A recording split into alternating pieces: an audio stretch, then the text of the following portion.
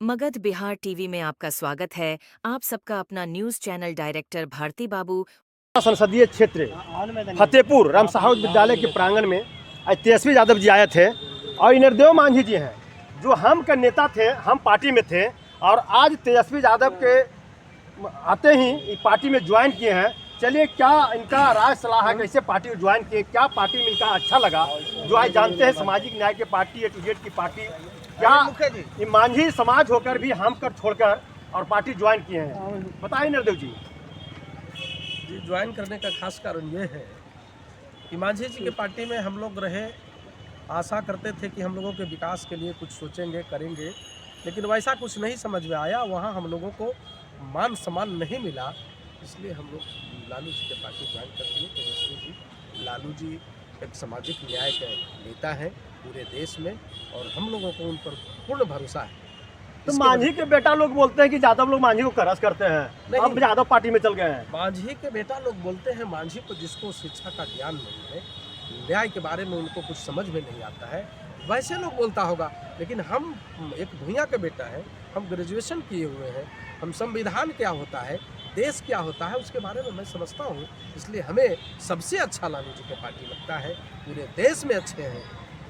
सचमुच में सामाजिक न्याय का पार्टी है जी, सचमुच में से हम कैसे अप्रूव करें सामाजिक न्याय पार्टी। इसलिए अभी प्रेजेंट में आप ले लीजिए, सामंतवादियों के साथ जो लड़ाई चल रही है, हमारे लालू जी वैसे बुरा नेता नहीं थे, लेकिन इनको केस के साजिश में फंसाकर, और केस में तो लालू जी को ही फंसाया गया था, लेकिन आज ले लीजिए दुश्मनी के तहत उनका बेटा को फंसा दिया गया, उनका बच्ची लोग को फंसा दिया गया, उनके मेहमान को फंसा दिया गया। तो ये जानबूझ करके मैंने करस करने के लिए, गरीबों का नेता को पीछे करने के लिए ऐसा किया जा रहा है। हम लोग इस चीज़ को समझते हैं। अच्छा, ये भी सुने थे कि 90 के दशक में जब लालू जी आए थे, एक पत्थर तोड़ने वाली भगवतिया देवी जो मांझी की बेटी थी, उनको सदन में पहुंचा दी जी, वो हमारे समाज के ही महिला थी और एक अनपढ़ महिला थी, मात्र साक्षर थी, दस्तखत करती थी, पत्थर फोड़ रही थी।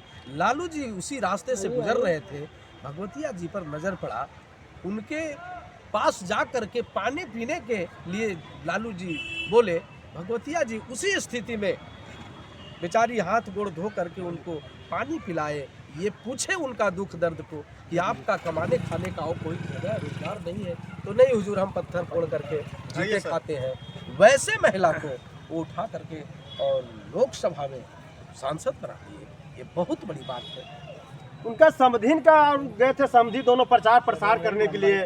आपको महानपुर में तो मुर्दाबाद का नारा लग गया है। जी, लगेगा, इसलिए मुर्दाबाद का नारा लगता है कि जिस आशय से हमारे समाज के पब्लिक लोग उन लोगों को वोट दिया कि हमारे समाज का कोई आदमी आगे जाएगा सदन में तो हमारी गरीबी क्या है, हमारा आवाज़ उठावेगा, लेकिन उन लोगों ने जो ही आगे गया, पीछे मुड़ के गरीबों को कभी देखने का काम नहीं किया। इसलिए अभी तो लगता है आने वाला चुनाव में हार निश्चित है उन लोगों का भी। चलिए, मुखिया जी यहाँ पर है, अशोक मुखिया जी हैं, आपको पार्टी ज्वाइन किए हैं, ये दलित के बेटा है, क्या उम्मीद लगा कि ज्वाइन किए हैं, क्या लोभ है इनका। सबसे पहले आपका चैनल से के जितने भी श्रोता देखते हैं सबको उनको हम धन्यवाद करते हैं और एक मैसेज देना चाहता हूँ कि आज हमारे साथ पूर्व मुखिया हैं नरदेव मांझी जी, हम में रहे हैं बहुत सारे दिन और आज आरजेडी के दामन फिर से छाने में आए हैं। हमको कहना है कहीं ना कहीं कमी रहा है मांझी जी में। आखिर उनका समाज के थे, उनके जाति के हैं, उनके साथ कदम से कदम मिलाकर चलने के लिए राजी हुए, उनके साथ चले, लेकिन कहीं ना कहीं इनको अपमान का शिकार हो, कहीं ना कहीं इनको जो हक मिलना चाहिए, जो इनको शक्ति मिलना चाहिए वो नहीं दिया गया, अपने परिवार के बीच ही रखा गया। आखिर अपने समाज के लोग, चाहे आपके साथ आपका कोई भी पार्टी हो, उसके साथ हर समाज के लोग क्यों जुड़ता है। आज आप देख लीजिए लालू जी के पार्टी में, आज जो पार्टी है उसमें सारे जात धर्म के लोग क्यों आते हैं, अब क्यों उनको आज भी मानते हैं कि सामाजिक न्याय का परोधा है, सामाजिक न्याय में विश्वास रखते हैं। तो वो एक ऐसे महापुरुष हैं कि हर व्यक्ति, हर धर्म को कदर करते हैं, हर लोगों को अपने सीने से लगाते हैं, इसलिए हर समाज के लोग आज भी उनको नेता मानते हैं। और मांझी जी के बात जहाँ तक करते हैं तो उनका तो भाई फतेहपुर विधानसभा से ही राजनीति शुरू हुआ। सुने कर्मभूमि उनका रहा है, 1980 से चुनाव लड़े हैं। कर्मभूमि फतेहपुर है उनका। लेकिन आज बताइए कि यहाँ मानी विधायक से लेकर मुख्यमंत्री तक सफर तय किया, लेकिन फतेहपुर को क्या मिला? फतेहपुर के लिए जब मुख्यमंत्री 9 महीना रहे, फतेहपुर को क्या दिए उन्होंने? उनके चरण के को देखने के लिए लोग लालायित रहे 9 महीना कि कम से कम मांझी जी मुख्यमंत्री बने हैं तो फतेहपुर आएंगे, उनका कम से कम चरण छू के आशीर्वाद लेंगे। हमारे यहाँ वो अपना राजनीतिक पृष्ठ तैयार किए थे, स्टार्ट किए थे और वो सफर मुख्यमंत्री का तय किए, लेकिन वो अपना चरण को भी फतेहपुर में रखने का काम नहीं किए 9 महीना। अगर गया जिला के कोई भी पर्यटक स्थान को भी कोई डेवलप करते, किसी क्षेत्र को भी डेवलप करते, तो हम लोग को थोड़ा सा सुकून मिलता कि उनको साथ देने में कोई परहेज नहीं है। लेकिन अगर हम लोग वैसे व्यक्ति को भी साथ देते हैं तो कहीं ना कहीं हम अपने पीछे वाले पीढ़ी को हम लोग नाइंसाफ़ी के तराजू में तोल देंगे।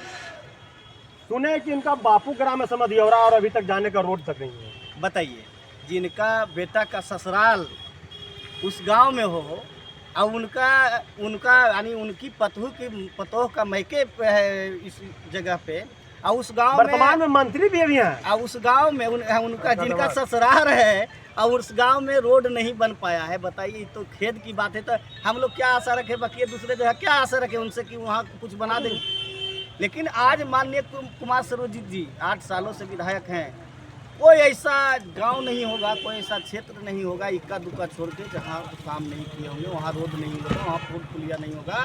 हमने बहुत बार गए हैं, जब शुरुआती में यहाँ जब बिजली विभाग का कार्य हो रहा था, बिजली के संबंधित कार्य हो रहा था, तो हम लोग आपका बिजली विभाग का जीएम से हर सप्ताह मीटिंग करते थे कि मेरे क्षेत्र में फतेहपुर में कहाँ आप इस सप्ताह में आप चालू करने वाले हैं बिजली, अगला सप्ताह में कहाँ चालू करने वाले हैं। तो वैसे माइंड लगा के काम करने वाले हैं। आज एक विधायक को एक पीए नहीं जुटता है। ये जब विधायक ही केवल थे तो 2 पीए रखते थे। पटना में आपको अलग पीए रहते थे, यहाँ अलग पीए रहते थे, इसलिए कि डेवलपमेंट का काम सबसे ज़्यादा आपका पटना से ही होता है।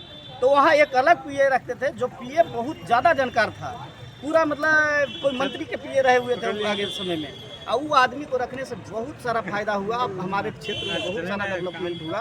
वो इनको आइडिया बताया और सारा आइडिया कोई पहल करके मेहनत करके और सारे जमीन पर उतारने का काम किया। आज यही कारण है कि इनको विकास पुरुष का भी उपाधि फतेहपुर के लोग, बोधगया विधानसभा के लोग देते हैं। तो बताइए, ऐसे व्यक्ति को लोकसभा भेजे कि वैसे व्यक्ति को लोकसभा हम लोग भेजे? अरे हम लोग तो काम करने वाले को नहीं भेजेंगे, जो मान सम्मान देगा उसको भेजेंगे। ऐसा नहीं कि हम मुख्यमंत्री बने तो 9 महीना में दर्शन भी नहीं है। ये अगर कृषि मंत्री बने, पर्यटन मंत्री बने, तो सारे जब भी इनको मौका मिला तो फतेहपुर में उतारने का कार्य किया। कृषि मंत्री बने, देखिए आपका टनकुप्पा में बहुत बड़ा बस विश्वविद्यालय दिए। पर्यटक मंत्री बने तो आपको महादेव संडेश्वर महादेव का मंदिर में उत्थान के लिए 4.5 करोड़ दिए। गुरपा सिनेमा की मंदिर में 12.5 करोड़ रुपया दिए। तो हम लोग वैसे पुरुष को हम लोग चाहते हैं, वैसे व्यक्ति को हम लोग चाहते हैं अपना क्षेत्र के सांसद बनना, जो हर संभव हर व्यक्ति का कार्य, हर जगह का कार्य में विश्वास रखता है। चलिए, जयपुर के मुखिया जी हैं राजू यादव जी। राजू यादव जी, आप हम छोड़कर निर्देव मांझी एक दलित के बेटा और राजद ज्वाइन करता है, इस पर आप क्या कहना चाहते हैं? देखिए, कोई भी आदमी को जहाँ मान सम्मान मिलता है वहीं जाना चाहता है। मांझी जी अपने पुत्र, अपने समधिन नहीं सिमट गए। ऐसे पढ़ा लिखा ग्रेजुएट किए हुए युवक को मौका नहीं दे पाते हैं। इसीलिए ये पार्टी से हट करके जो पुराने पार्टी में थे वहाँ चला है। लालू यादव की पार्टी वह पार्टी है जो घर में रहने वाली, पत्थर तोड़ने वाली महिला को लोकसभा पहुँचाने का काम किए, कपड़ा धोने वाली मुनी रजक को विधान परिषद में भेजने का काम किए। तो ये सब काम सामाजिक न्याय के कहा जाए कि A to Z की पार्टी है, तो A to Z की तरह काम हो रहा है आपका पार्टी? जी एकदम, यह प्रूफ है, उदाहरण है आपके सामने। मैं उदाहरण दिया। ऐसे व्यक्ति कोई लोभ लालच से तो नहीं आया पार्टी में? नहीं, कोई लोभ नहीं है इनका। ये मान सम्मान की कमी हुई, इसी के चलते पार्टी छोड़ करके राजद में ज्वाइन किए। कि वहाँ हमको मान सम्मान मिलेगा। अब रह गई जहाँ तक विकास की बात, हम आपको कहना चाहते हैं कि 2-2 बार यहाँ से विधायक और मंत्री रहे जीतन राम मांझी जी, और फतेहपुर उनका कर्म भूमि रहा, समझ गए। लेकिन जी। उन्होंने क्या काम किया आप लोगों के सामने, फतेहपुर के जनता के सामने है। 9 महीना मुख्यमंत्री भी रहे, एक दिन भी अगर फतेहपुर को देखने के लिए आ जाते तो आज जो इनका स्थिति है वो स्थिति नहीं हो पाता। आज कहें कि मुर्दाबाद का नारा लग रहा उन्हें लगता है? नहीं लगता। हमारे शंकर भगवान का जो मंदिर है वहाँ जीतने से पहले भी जो जाता है लोग गोड़ लगने के लिए, हाँ, जीत के आता है तो पर भी गोड़ लगने के लिए आता है, लेकिन किसी ने कोई काम करने का काम नहीं किया। अगर काम करने का काम किया तो वह कुमार सर्वजीत ने काम करने का काम किया, 4.5 करोड़ रुपया देने का काम किया। कितना वोट से आपको प्रत्याशी जीत रहा है? अब ये तो हम लोग लगल हैं मेहनत में, मेहनत कर रहे हैं, लेकिन एक क्या टारगेट, लेकिन जीत निश्चित है। जीत निश्चित है जी। चलिए, राजेश यादव जी यहाँ पर हैं। आप जदयू में एक कर्णधार व्यक्ति हैं, बहुत अच्छे समाज के बीच में रहते हैं। आपका दल में एक दलित का बेटा है, इंद्रदेव मांझी, मैं समझता हूँ आप ही का इलाका के भी हैं, तो इस पर आपका क्या राय है?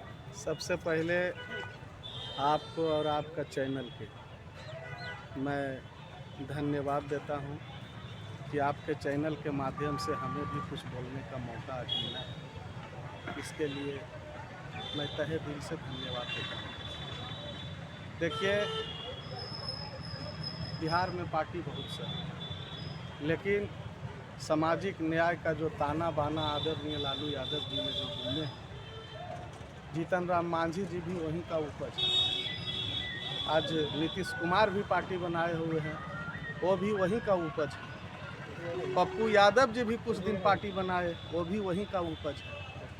मुकेश सहनी जी पार्टी बना लिए हैं, वो भी वहीं का उपज है। आज मेरे गठबंधन के साथ हैं। आपके चैनल के माध्यम से हम बता देना चाहते हैं भारती जी कि जो सामाजिक न्याय का लड़ाई लड़ेगा, पब्लिक उसके साथ रहेगी। जीतन राम मांझी का सवाल है, 1980 से लगातार विधायक बनते रहे और उनका पार्टी उतना ही तक का सीमित है जितना में उनका बेटी, उनका बेटा, उनका दामाद अपने परिवार तक ही सीमित अरे है। सीधे सीधे आपका इशारा कहें कि ये बहुत बड़ा परिवारवाद पार्टी है। बहुत बड़ा परिवारवाद पार्टी है। उनके पार्टी में जितने भी महादलित के लोग थे, ग्रेजुएशन किए हुए थे, अपने जवाने के MA किए हुए थे, 30 साल से रोड पर भटक रहे थे। जब से उनकी पार्टी बनी तब से झंडा ढो रहे थे। उनके परिवार से ज़्यादा टिकट है ही नहीं।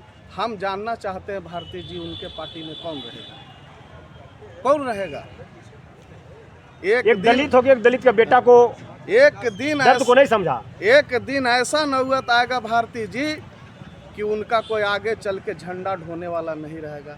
जहाँ तक बात है लालू यादव का, अरे सामाजिक न्याय का योद्धा है। आज उर्मिला ठाकुर विधान परिषद बन के फतेहपुर के ग्राउंड पर आई, बोली और अभी अभी खाना खा रही जमहेता के धरती पर आदरणीय केदारनाथ शर्मा की।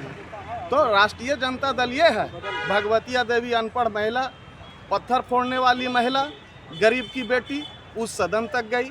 मुन्नी रजक MLC बनी, जो कपड़ा धोती थी, विधान परिषद के सदस्य बनी। ऐसे ऐसे हजारों उदाहरण है भारती जी। हम कितना बतावें आपको, बहुत कम होगा। 2 घंटा भी बताएंगे, 4 घंटा भी बताएंगे तो भी बहुत कम होगा।